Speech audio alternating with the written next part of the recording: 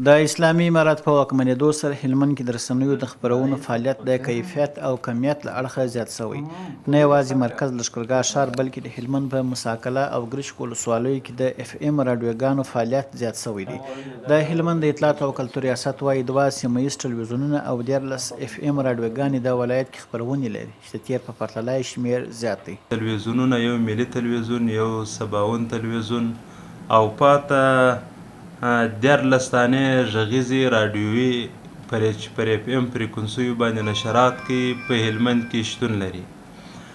د 14 جملو څخه 4 هغه رسنۍ دي چې د مرکز کابل څخه نشرات په هلمند کې کوي او پاتې 9 دانې رسنۍ هغه رسنۍ دي چې دلته په هلمند کې فعالیت کوي.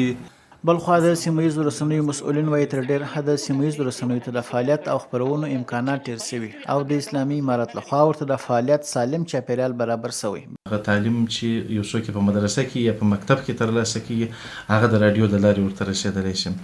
نو رادیو ډېر ارزښت لري او بیا خاص کر د اذهانو په جوړولو کې غټ رول ادا کوي. رادیو بیا په اطرافي سیمو کې بیخي زیات ارزښت لري. هغه رسنۍ چې مثلا مخکې نه وي فعاله اوس کو طبعا دغه رسنۍ چې فعاله سوي دلته پرمختګ یې زیات دی ځکه مخکې هغه ننګونې چې په تیر دوره کې وې اوس نشته.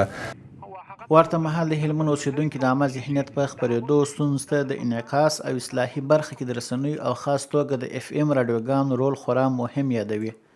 حتی تاثیرات یې زه په خپل کور کې وینم، په خپل فامیل کې وینم، په خپل بچیانو کې وینم، په خپل زنانو کې وینم. ماشومان یا مثلا نور خلک دغه ته هڅول کېږي چې نور لا پرمختګ وکړي.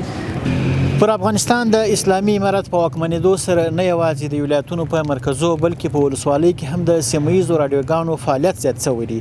د رسنیو د دین او عامه ذهنیت په خپرېدا کې خورا مهم رول لوبولی دی. ولسونه د دغه رسنیو نشرات د خلکو لپاره خورا اغیزمن بولي. حمدالله همدرد د افغانستان ملي راډیو تلویزیون د هلمند مساکله ولسوالي.